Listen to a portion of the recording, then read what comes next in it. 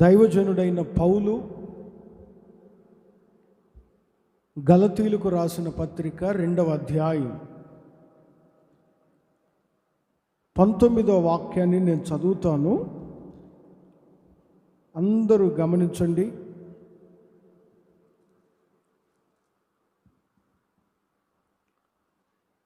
గలతీయులకు రాసిన పత్రిక 2వ అధ్యాయం 19వ వాక్యం. నేనైతే దేవుని విషయమై జీవించు నిమిత్తము ధర్మశాస్త్రము వలన ధర్మశాస్త్రము విషయమై చచ్చిన వాడనైతిని. మరొకసారి గమనించాలి. గలతీ పత్రిక 2వ అధ్యాయం 19వ వాక్యములో నేనైతే దేవుని విషయమై జీవించు నిమిత్తము ధర్మశాస్త్రము వలన చచ్చిన వాడనైతిని. ధర్మశాస్త్ర విషయములో చచ్చిన వాడనైతిని. ఇది వ్యక్తిగతంగా ఎవరికి వారు చెప్పుకునే మాటలు. నేనైతే అంటే తన ఒక్కడి గురించి, తన వ్యక్తిగతంగా, తన చుట్టూ ఎన్ని పరిస్థితులు జరిగినా, తన చుట్టూ ఎంతమంది కూలిపోయినా, ఎంతమంది పడిపోయినా, ఎంతమంది పతనమైపోయినా, ఎంతమంది ఏ ఏ మార్గాలలో నడిపించబడుతున్నా, నేనైతే తను ఒక్కడు చెప్పుకుంటున్నాడు. ఇది వ్యక్తిగతమైన మాట. నీవు ఎలా ఉండాలి? 2 మాటలుగా ఈ మాటను మనం చెప్పుకుంటే, నీవు ఎలా ఉండాలో దైవజనుడు చెప్తున్నాడు. అదే సమయంలో నేను ఎలా ఉంటానో కూడా చెప్తున్నాడు.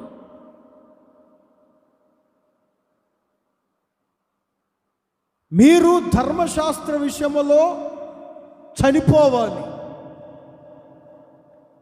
నేనైతే ధర్మశాస్త్ర విషయంలో చచ్చిన వాడను, బ్రతికిన వాడను కాదు. ఎందుకంటే దేవునిలో జీవించాలంటే ధర్మశాస్త్రములో చావాలి. అక్కడ అదే అంటాడు దైవజనుడు, దేవుని విషయమై జీవించు నిమిత్తము ధర్మశాస్త్రము విషయమై చచ్చిన వాడనైతిని. నేనైతే వ్యక్తిగతంగా ఎవరికి వారు ఈ మాటలు వినుచున్నప్పుడు నేనైతే ఇదిగో ధర్మశాస్త్రం విషయములో చనిపోయిన వాడి వలె ఉండాలి. చనిపోయిన వాడికి స్పర్శ తెలియదు, మాట్లాడలేడు, కదలలేడు, మన మాటలు వినలేడు, తను చెప్పలేడు. ఏర్రా కొన్నిసార్లు పెద్దోళ్ళు అంటారు, ఎవరన్నా తిడుతున్నా, ఇంట్లో వాళ్ళు ఏదన్నా చెప్తున్నా, చచ్చినోళ్ళలాగా ఉన్నావేంటి? ఏ చలనం లేదా, చచ్చినోళ్ళలాగా ఉన్నావేంటి? పౌలు గారు కూడా అదే చెప్తారు. నేనైతే, ఇది మొదలుకొని నేనైతే ధర్మశాస్త్ర విషయములో చచ్చిన వాడను. నీవెలా ఉండాలి? ఇదిగో నేనైతే ఇలా ఉంటున్నాను. ప్రియమైన ఆత్మీయ క్రైస్తవులారా, ఈ మాటలు వినుచున్న దేవుని ప్రియులారా, ఈ నూతన నిబంధన సంఘములో కృపాకాలపు చివరి దినాలలో నూతన నిబంధన సంఘములో ఇంకా కొంతమందిలో ధర్మశాస్త్రపు లక్షణాలు కనబడుతున్నాయి. కొన్ని వేల సంవత్సరాల క్రితం స్వయంగా దేవుడే మోషే ద్వారా ధర్మశాస్త్రాన్ని ప్రజలకు అందించాడు.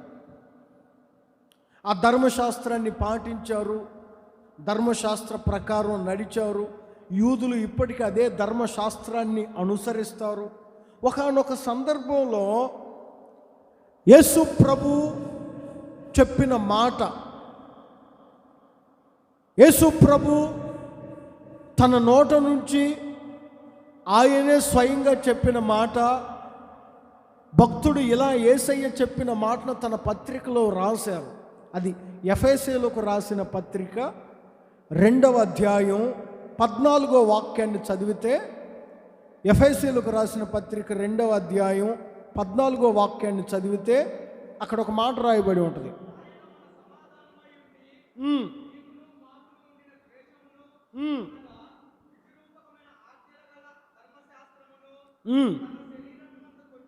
కొట్టివేయుటకు, ఆ మాటను గమనించండి. దైవజనుడు అంటాడు, ఆయన ధర్మశాస్త్రమును సిలువ బలియాగము ద్వారా కొట్టివేసెను. మనకు ముందు సిలువ బలియాగం జరిగింది. సిలువ బలియాగము ద్వారా ఇప్పుడు ధర్మశాస్త్రం కొట్టివేయబడింది. అందుకనే దైవజనుడు అయిన పౌలు అంటాడు, ధర్మశాస్త్ర విషయంలో ప్రతి క్రైస్తవుడు చావాలి. నేనైతే అలా చేస్తాను. మరి నీవెలా ఉన్నావు? నీవు చచ్చిన వాడిగా ఉండాలి ధర్మశాస్త్ర విషయములో. నా ప్రభు ఆ ధర్మశాస్త్రపు ఆచారాలను కొట్టివేశాడు,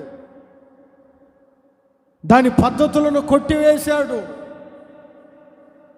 ధర్మశాస్త్రం పాత నిబంధనల్లో దాని గురించి చెప్పాలంటే చాలా చాలా చాలా చాలా విషయాలు రాయబడి ఉంటాయి. క్రొత్త నిబంధనలో ధర్మశాస్త్రాన్ని గురించిన కొన్ని ఆనవాళ్ళు అక్కడక్కడ రాయబడ్డాయి. నేనైతే అందరూ అనుకోవాలి, ఇది వ్యక్తిగతమైన సందేశం, ఎవరికి వారు. నేనైతే ఒకరితో నాకు పని లేదు, నా కూతురుతో నాకు పని లేదు, నా భర్తతో నాకు పని లేదు, నా పిల్లలతో నాకు పని లేదు. నేనైతే ధర్మశాస్త్ర విషయంలో చావాలి. ధర్మశాస్త్రములో ఉన్న ఆ స్వభావాలు నాలో ఉంటే వాటి విషయంలో నేను చావాలి. ఎందుకంటే యేసయ్య కొట్టివేశాడు. ఓ దైవ సేవకుడిగా నేను ప్రశ్నిస్తున్నాను, నీవెలా ఉన్నావు?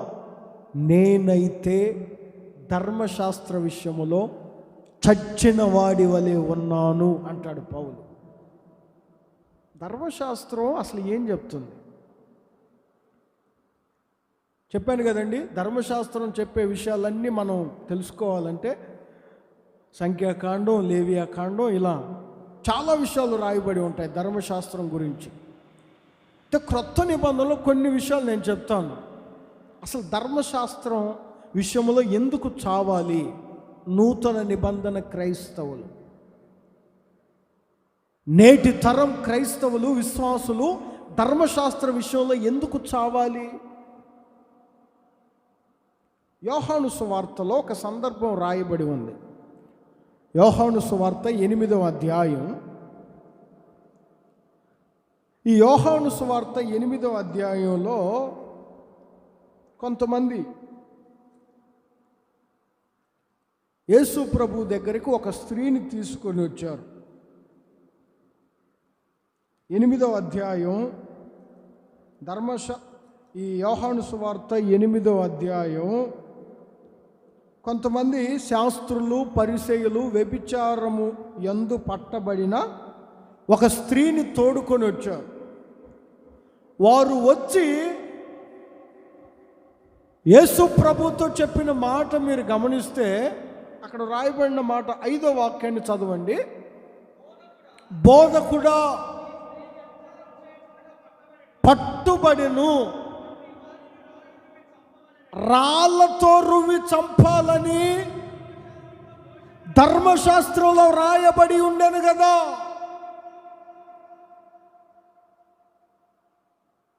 ధర్మశాస్త్రం ఏం చెప్తుందంటే రాళ్ళు రువ్వి చంపు. నూతన నిబంధన క్రైస్తవుడిగా, నూతన నిబంధన సంఘముగా ధర్మశాస్త్రాన్ని నీవు కొట్టివేయాలి. అంటే ధర్మశాస్త్రం అనగా రాళ్ళు రువ్వి, ఆ ఒక్క మాటను గమనించండి, రాళ్ళు రువ్వి చంపమని చెప్తుంది ధర్మశాస్త్రం. వాళ్ళందరూ యేసు ప్రభు దగ్గరకు వచ్చి అంటారు, బోధకుడా, ధర్మశాస్త్రంలో రాళ్ళు రువ్వి కొట్టి చంపాలని ఉంది కదా, రాళ్ళు విసిరి, మరి నువ్వేమంటావు? యేసు ప్రభు ఆ మాటకు ఒప్పుకోలేదు. ఎందుకంటే ఆయన ధర్మశాస్త్రాన్ని కొట్టివేయుటకు ఈ లోకానికి వచ్చారు. ఒక ప్రేమ సామ్రాజ్యాన్ని స్థాపించుటకు ఈ లోకానికి వచ్చారు. ఆయన మార్గములో, ఆయన రక్తములో, ఆయన సహవాసములో కడగబడిన మనలో ధర్మశాస్త్రపు లక్షణాలు ఉండకూడదు. ధర్మశాస్త్రపు అలవాట్లు ఉండకూడదు మనలో. ఈ రాళ్ళు రువ్వి కొట్టి చంపే స్వభావం ఎవరికి ఉంటుంది? గమనించండి, అది గమనించండి కొంచెం.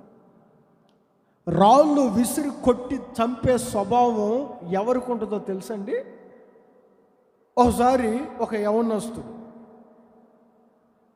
యేసు ప్రభు తదనంతరం మేడగదిలో శిష్యులు పెంతెకోస్తు పండుగ దినమున ఆత్మ పొందుకున్న తర్వాత, పొందుకోక ముందు కొంతమంది శిష్యులను ఎన్నుకున్నారు. ఆ శిష్యుల్లో ఒక యవనస్తుడు ఉన్నారు, అతని పేరు స్టెఫెన్. యవన వయసులో దేవుని కొరకు వైరాగ్యంగా నడవడం, ఎవరికి కనబడిన సువార్త ప్రకటించడం, ప్రభువును నమ్ముకోమని చెప్పటం, ప్రభు మార్గాల్లో నడవమని చెప్పటం, ఇలా చెప్తుంటే ఆ చుట్టూ ఉన్న వారికి ఇతని మీద పగ. మనలో ఒకటిగా తిరిగినోడు ఏంటి, ఇప్పుడు మనకు నీతులు చెప్తున్నాడు. మనలో ఒకటిగా తిన్నోడు ఏంటి, ఇప్పుడు ఇది తినొద్దురా, ఇది చేయకండిరా అని చెప్తున్నాడు. మనలో ఒకటిగా తాగినోడు ఏంటి, ఇప్పుడు తాగొద్దని చెప్తున్నాడని పగ పెట్టుకున్నాడు. మొత్తానికి లేనిపోని అన్నీ మోపి తనను రాళ్ళుతో కొట్టి చంపడానికి నిర్ణయించుకున్నాడు. నేను బైబిల్లో చదువుతుంటే అపోస్తుల కార్యములు 7వ అధ్యాయం 57వ వాక్యం, కేకలు వేసి పట్టణపు వెలుపలకు అతన్ని వెళ్ళగొట్టి రాళ్ళు రువ్వి చంపిరి.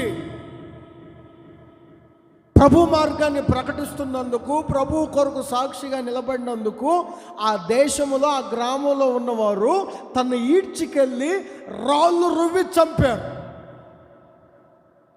ఈ రాళ్ళు రువ్వి చంపిన వాళ్ళు ఎవరు?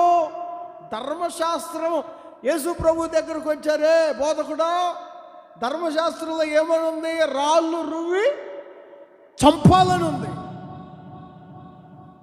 అసలు ఎవరు వీళ్ళు? ఈ నూతన నిబంధన సంఘములో ఒకవేళ ఈ స్వభావం నీలో ఉంటే ధర్మశాస్త్రాన్ని ఇంకా నీవు కొట్టివేయలేదు. నీవైతే ఇంకా ధర్మశాస్త్రములో జీవించుచున్నావు.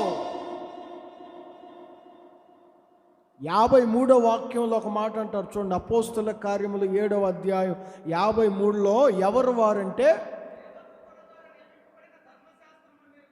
53వ వాక్యం, 7వ అధ్యాయం 51వ వాక్యం, 51వ వాక్యం, ముష్కరులారా, వాక్యమునకు లోపరచనొల్లని వారులారా. ఇప్పుడు చూడండి, ఈ రాళ్ళు రువ్వి చంపే బుద్ధి మూర్ఖులలో ఉంటుంది. వాక్యానికి లోబడని మూర్ఖత్వం,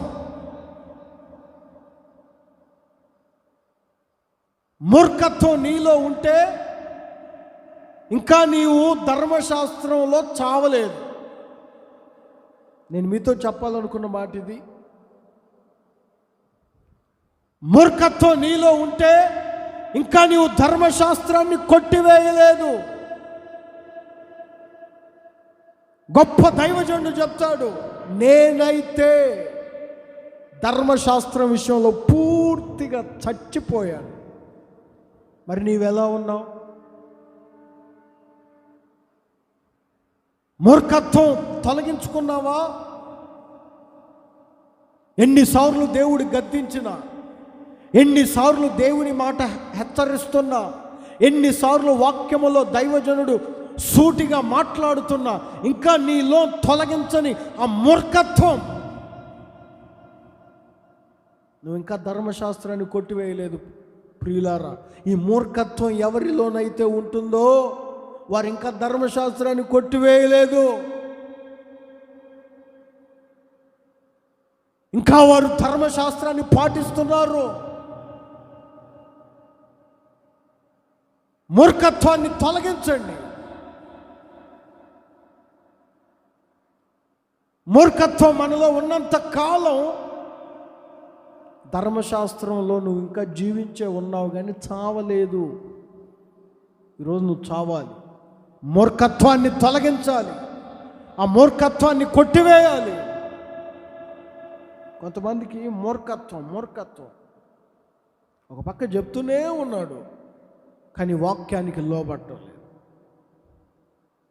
తల్లిదండ్రుల మాట వినకుండా, భార్య భర్త మాట వినకుండా, భర్త భార్య మాట వినకుండా, సంఘం కాపరి మాట వినకుండా ఈ మూర్ఖత్వపు మార్గముల్లో నడిపించబడుతుంటే ప్రభు అనుకుంటారు, ఇంకా ఈ వ్యక్తి ధర్మశాస్త్ర విషయములో చావలేదు, కొట్టివేయలేదు తనలో. మూర్ఖత్వాన్ని తొలగించండి. మూర్ఖుడు దేవుని రాజ్యానికి వెళ్ళలేడు. మూర్ఖత్వం మనలో ఉంటే ఆ మూర్ఖత్వం మనలను పాతాళానికి తీసుకొని వెళ్తుంది. ఆ మూర్ఖత్వం మనలను దిగజారిపోయే స్థితిలోనికి తీసుకొని వెళ్తుంది. మూర్ఖత్వపు మార్గంలో ఒకవేళ ఉన్నారేమో, మూర్ఖత్వపు అనుభవాల్లో ఒకవేళ మీరు నడిపించబడుతున్నారేమో, ఆ మూర్ఖత్వాన్ని తొలగించండి. కొంతమందికి మూర్ఖత్వం, నాకేంటి, నేను ఏదైనా చేయగలను, ఏదైనా సాధించగలను, మూర్ఖత్వం. విశ్వాసం ఉండాలి, మంచిదే, కానీ మూర్ఖత్వం ఉండకూడదు. ఎవరి మాట వినరు చూడండి, కొంతమంది ఎవరి మాట వినరు. తల్లి చెప్తున్నా, తండ్రి చెప్తున్నా, కుటుంబంలో ఎవరు చెప్తున్నా, హెచ్చరిస్తున్నా, ఒక పక్క కళ్ళతో నాశనం అయిపోయే వాళ్ళు చూస్తున్నా కానీ వినరు. మళ్ళీ ప్రార్థన చేసుకుంటారు, దేవుని సన్నిధిలో ఉంటారు, కానీ మూర్ఖత్వం తొలగిపోవాలి. మూర్ఖత్వాన్ని కొట్టివేయాలి. దైవజనుడైన పౌలు అంటాడు, నేనైతే ధర్మశాస్త్రాన్ని కొట్టివేశాను, నేనైతే మూర్ఖత్వాన్ని కొట్టివేశాను. ఇంకొక మాట చెప్తాను ధర్మశాస్త్రాన్ని గురించి. కొరింథీయులకు రాసిన మొదటి పత్రిక 15వ అధ్యాయం.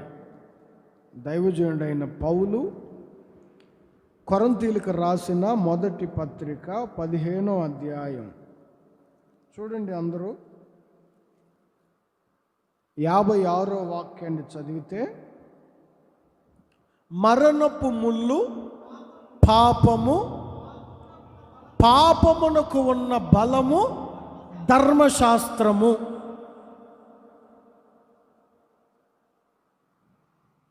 ధర్మశాస్త్రం గురించి ఒక విషయం చెప్పాను, మూర్ఖత్వం అని. రెండవదిగా చూడండి, ధర్మశాస్త్రము పాపాన్ని బలపరుస్తుంది.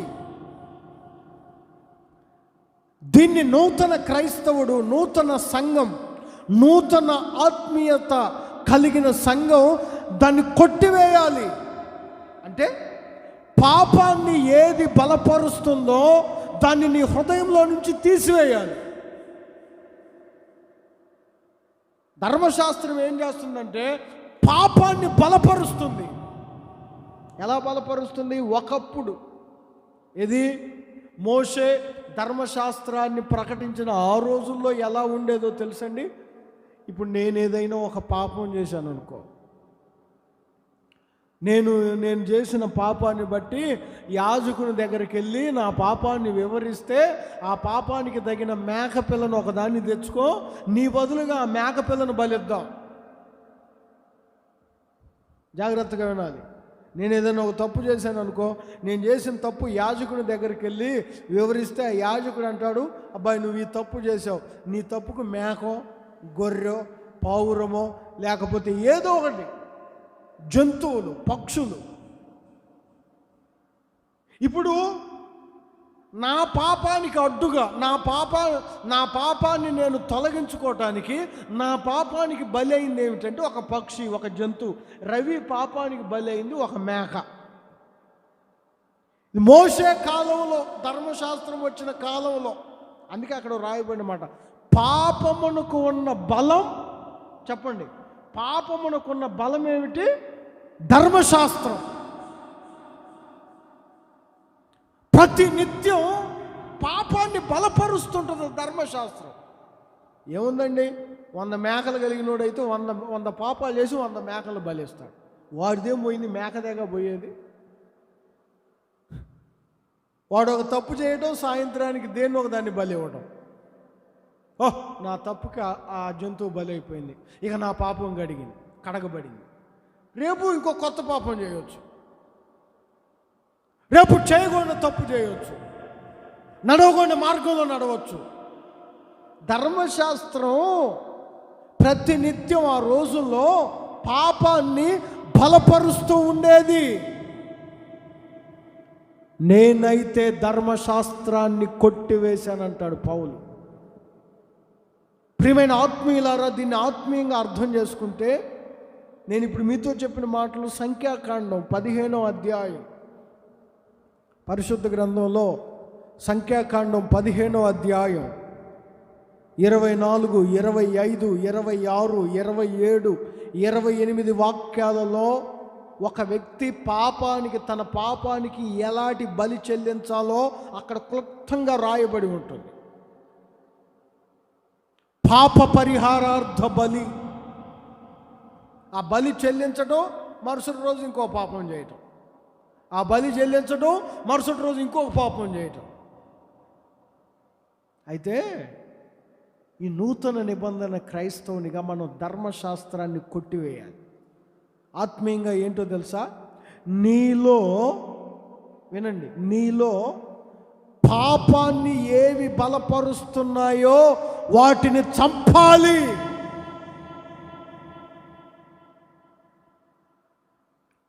నీలో పాపాన్ని బలపరిచే ఏ వస్తువున్నా, నీలో పాపాన్ని బలపరిచే ఏ స్వభావం ఉన్నా, నీలో పాపాన్ని బలపరిచే ఏ గుణాలు దాగి ఉన్నా వాటిని కొట్టివేయి, వాటిని చంపు. దైవజనుడు అంటాడు, నేనైతే అలా చేశాను. మరి నీవెలా ఉన్నావు? నేనైతే అలా ఉన్నా, నీవెలా ఉన్నావు? పాపాన్ని బలపరిచే నీలో ఉన్న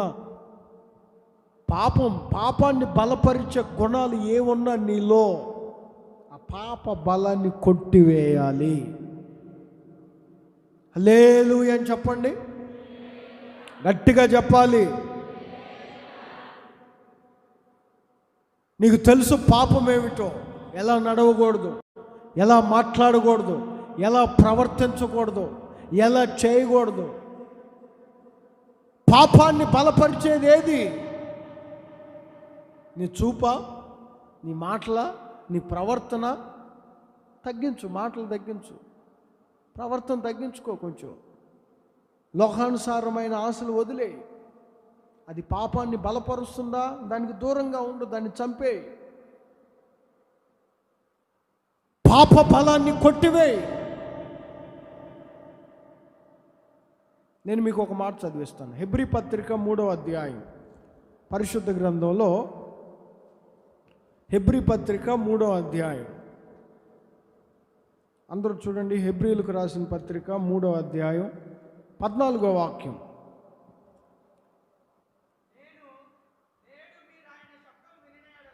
ఉమ్.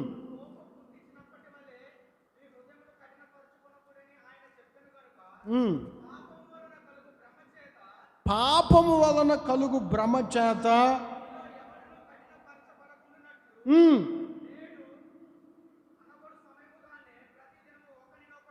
సమయం ఉండగానే ప్రతిదినము ఒకనినొకడు బుద్ధి చెప్పుకొనుచు.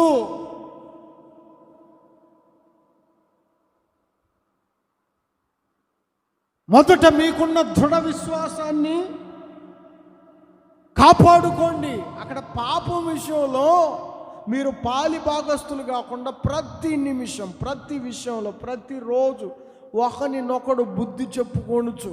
ఒకరినొకడు కుటుంబంలో ఉన్నారంటే కుటుంబస్తులందరూ కూర్చొని పాపాన్ని ప్రేరేపించే వాటి నుంచి తొలగించుకొని ప్రార్థన చేసుకొని ప్రతినిత్యం ఒకరినొకడు బుద్ధి చెప్పుకోవచ్చు. నీవు ఇలా నడిచావు, ఇలా నడవకూడదు, ఇలా మాట్లాడావు, ఇలా మాట్లాడకూడదు. ఈరోజు బుద్ధి ఎవరు చెప్తున్నారు? పాపాన్ని ప్రోత్సహిస్తుంటే ఇంకా నడు, ఇంకా తిరుగు, ఇంకా మాట్లాడు, నువ్వు ఇలా చేయకూడదు, నువ్వు ఇలా నడవకూడదు. ఒకరినొకరు బుద్ధి చెప్పుకునే స్థితిలో ఉన్నారా, లేదా పాపాన్ని బలపరుచుకునే స్థితిలో ఉన్నారు? ఇంకొంతమంది చూడండి, నేను చేయలేను కానీ నువ్వు చేయి, నేను చూస్తూ ఉంటా. నేను నడవలేను కానీ నువ్వు నడు, నేను నిన్ను ఎంకరేజ్ చేస్తుంటా అంటుంటారు. నేను దండం పెట్టలేనులే కానీ నువ్వు విగ్రహాన్ని పెట్టి నేను కానుకిస్తా అంటుంటారు. ఏమండి కొంతమంది, నేను తినలేనులే కానీ మా పిల్లలకి పెట్టు, వాడు అసలే ప్రార్థనకు కూడా రాడుగా, వాడికి పెట్టు, వాడు తింటాడు. ఒకరినొకడు బుద్ధి చెప్పుకుంటున్నారా, లేదా పాపాన్ని బలపరుచుకుంటున్నారా? ఇలా బుద్ధి చెప్పుకోకనే కదా దేవుని కోపానికి మీరు పాత్రులుగా మారిపోయారు. 17వ వాక్యంలో అదే అంటాడు చూడండి, 3వ అధ్యాయం 17వ వాక్యం, హెబ్రీ పత్రిక. ఎవరి మీద 40 ఏండ్లు ఆయన కోపగించను? పాపము చేసిన వారి మీదనే కదా. వారి శవముల అరణ్యములో రాలింది పాపము చేసిన వారి మీదనే కదా. బుద్ధి చెప్పుకొనవలసిన వారు పాపాన్ని బలపరుచుకుంటున్నారండి. ప్రియమైన ఆత్మీయులారా, ఈ నూతన నిబంధన క్రైస్తవులముగా, ఈ నూతన నిబంధన సంఘములో నేనైతే ఒకరితో మనకు అవసరం లేదు. నీవు ఎలా ఉన్నావు? నేనైతే పాప బలాన్ని పూర్తిగా తీసివేశాను, కొట్టివేశాను. ఆయన అంట నేనైతే ధర్మశాస్త్రం విషయంలో చచ్చిన వాడను, అనగా మూర్ఖత్వం విషయంలో చచ్చిపోయాను, పాప బలం విషయంలో చచ్చిపోయాను, పూర్తిగా దాన్ని తీసివేశాను.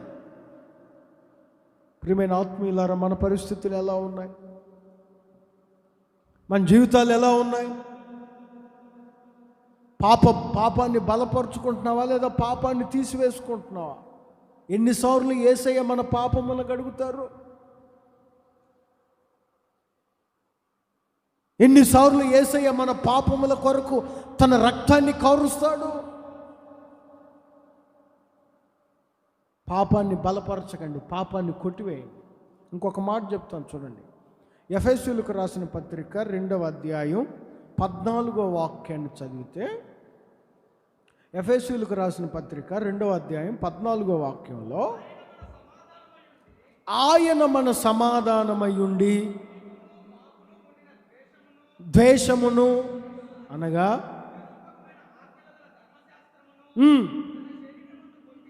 శరీరమందు కొట్టివేయుట చేత మధ్య గోడను పడగొట్టెను. ధర్మశాస్త్రం అంటే మధ్య గోడ.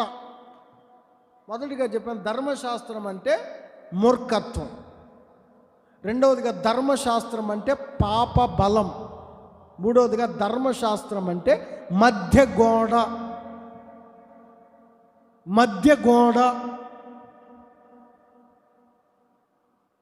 ఇల్లు చిన్నదే, కానీ మధ్యలో గోడ ఉంటుంది. ఇటు తల్లి తండ్రి ఉంటారు, ఇటు కొడుకు కోడలు ఉంటారు, మధ్య గోడ. ఈ ధర్మశాస్త్రం అప్పుడు చేసింది ఏంటంటే దేవునికి మానవులకు ఒక మధ్య గోడ. ప్రియమైన విశ్వాసులారా, నీ హృదయంలో ఒకవేళ మధ్య గోడ ఉన్నదేమో చెక్ చేసుకో. మధ్య గోడ, నీ కుటుంబంలో ఒకవేళ మధ్య గోడ ఉన్నదేమో చూడు.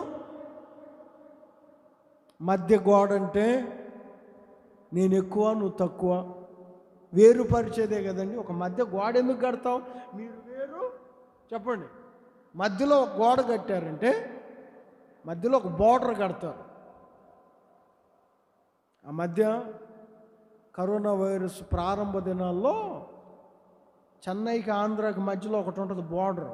అక్కడ మధ్య రాళ్ళు పెట్టారట మధ్య గోడ. ఎందుకు? అటు మీరే ఇటు మేమే. మధ్య గోడ ఎందుకు అంటే వేరుపరిచేదానికి.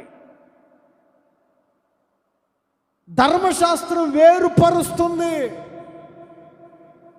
నువ్వు మాలోడివి, నువ్వు మాదిగోడివి, నువ్వు రెడ్డివి, నువ్వు కమ్మవి, నువ్వు వాళ్ళవి, నువ్వు వీళ్ళవి, నువ్వు తక్కువ కులం, నేను ఎక్కువ కులం. అర్థమైందా? మీరు అది, మేము ఇది. ఈ వేరు పరిచే హృదయం నీలో ఉంటే ఇంకా నువ్వు ధర్మశాస్త్ర విషయంలో చావలేదు. యేసయ్య ఎప్పుడో మధ్య గోడను పడగొట్టాడు. కుల భేదము లేదు, మత భేదము లేదు, ప్రాంత భేదము లేదు. ఒక సహవాసం, ఒక సంఘములో కుల భేదం ఉండకూడదు, మత భేదం ఉండకూడదు, ప్రాంత భేదం ఉండకూడదు, వీళ్ళు నా వాళ్ళు లేదా వీళ్ళు వాళ్ళనే భేదాలు ఉండకూడదు. ఆ మధ్య గోడలు కొట్టివేయబడాలి. మధ్య గోడ ఆయన కొట్టివేశాడు. ఇశ్రాయేలీలకు చెప్తున్న ఒక మాట మీతో చదివిస్తాను చూడండి. ద్వితీయోపదేశకాండం 25వ అధ్యాయం. పరిశుద్ధ గ్రంథంలో ద్వితీయోపదేశకాండం 25వ అధ్యాయం 13వ వాక్యం. హెచ్చు తగ్గుల గల వేరు వేరు తూనిక రాళ్ళు నీ సంచిలో ఉంచుకొనకూడదు, ఉంచుకొనకూడదు. నీవు దీర్ఘాయుష్మంతుడవై జీవించాలంటే తక్కువ కానీ ఈ మధ్య గోడలు కొట్టివేయండి, భేదాలు తీసివేయండి, తక్కువ స్థితిని తొలగించండి. నువ్వు దీర్ఘాయుష్మంతుడవై జీవించాలంటే పౌలు అంటాడు, నేనైతే ధర్మశాస్త్రాన్ని కొట్టివేశాను. మరి నీవెలా ఉన్నావు? నేనైతే నీవెలా ఉన్నావు? ఇదిగో నేనైతే ఇది చేశాను, మరి నువ్వెలా ఉన్నావు? మధ్య గోడను పడగొట్టాను. యేసు ప్రభు ఒక ఇంటికి వెళ్తే ఈయనేంటి పాపుల ఇంటికి వెళ్ళాడు? ఏంటి వీళ్ళని పెట్టుకొని తిరుగుతున్నాడు? ఈ పాపాత్మురాల చేత ఏంటి పాదములు తుడిపించుకుంటున్నాడు? యేసుప్రభుని ఇంటికి ఆహ్వానించాలనే ఉంది, కానీ ఈ భేదాలు పోలేదు. ప్రియమైన ఆత్మీయులారా, నీలో కూడా ఈ మధ్య గోడలు ఉన్నాయా? నీలో కూడా ఈ హెచ్చు తగ్గులు కలిగిన స్వభావం ఉందా? ఉంటే తీసివేసుకోమని దేవుడు చెప్తున్నా. వ్యక్తిగతంగా చెప్తున్నాడు, నేనైతే దాన్ని కొట్టివేశాను. మీరు కొట్టివేయండి, తీసివేయండి. ఈ నూతన నిబంధన సంఘములో కూడా ఇప్పుడు ఎక్కువగా ఇవే, ఈ కులాల మధ్య గోడలో, ఆ కులం ఈ కులం అని, మతాలు, మాకు వాళ్ళు మాకు వీళ్ళు అని ఈ మధ్య గోడలు ఎక్కువైపోయాయి. వేరుపరిచే స్వభావాలు ఎక్కువైపోయాయి. ఎంతోమంది ప్రయాసపడుతున్నారు, ఎంతోమంది ఎరువులు వేస్తున్నారు, ఎంతోమంది నాటుతున్నారు, కానీ వృద్ధి చేయువాడు దేవుడు అన్న సంగతి మర్చిపోకండి. మనల్ని అభివృద్ధి చేయవాడు యేసయ్య మాత్రమే. ఆ మధ్య గోడలు తీసివేయండి, ఆ హెచ్చు తగ్గులు కలిగిన స్వభావాలు తీసివేయండి. ఈయనేంటి పాపుల ఇంటికి వెళ్ళాడు అని మాట్లాడుకుంటున్నారు అందరూ. ఓ పరిసేయుడు భోజనానికి పిలిచాడా యేసయ్యను? ఈయనేంటి ఆమె చేత పాదములకి తల వెంట్రుకలతో దుడిపించుకుంటున్నాడు? ఎందుకు ఆ భేదాలు, ఎందుకు ఆ స్వభావాలు ఎందుకు? ఒకవేళ నువ్వు ఇతరులకు చూపించే ముందు 4 వేలు నిన్ను చూస్తాయనే సంగతి తెలుసు కదండి. హెచ్చు తగ్గులు కలిగిన స్వభావం, ఆ మధ్య గోడలు కొట్టివేయబడాలి. ఒకరిని ఎక్కువ చూసాం, ఒకరిని తక్కువ చూసి ఇలాంటి భేదాలు ఉండకూడదు. నేనైతే ధర్మశాస్త్ర విషయంలో పూర్తిగా చచ్చిన వాడు. మరి నీవెలా ఉన్నావు? నువ్వెలా ఉన్నావు? నువ్వు ధర్మశాస్త్రం విషయంలో చావాలి. ధర్మశాస్త్రం అనగా మూర్ఖత్వం, దాన్ని కొట్టివేయండి, మీ హృదయంలోంచి తీసివేయండి. పాప బలం, పాపాన్ని ఏవి బలపరుస్తున్నాయో ఆ బలపరిచే వాటిని మీ హృదయంలోంచి తొలగించండి. చివరిగా చెప్పాను, మధ్య గోడలు, హెచ్చు తగ్గులు కలిగిన స్వభావాలు ఏమైనా ఉంటే తీసివేయండి. చిన్న కోడలు, పెద్ద కోడలు, చిన్న కూతురు, పెద్ద కూతురు ఉంటాయి, ఈ భేదాలు ఉంటాయి, తీసివేయండి. నా ప్రభువు మిమ్మల్ని ఆశీర్వదిస్తారు. ఈ మాటలు ప్రతి ఒక్కరిలో భద్రపరచునుగాక.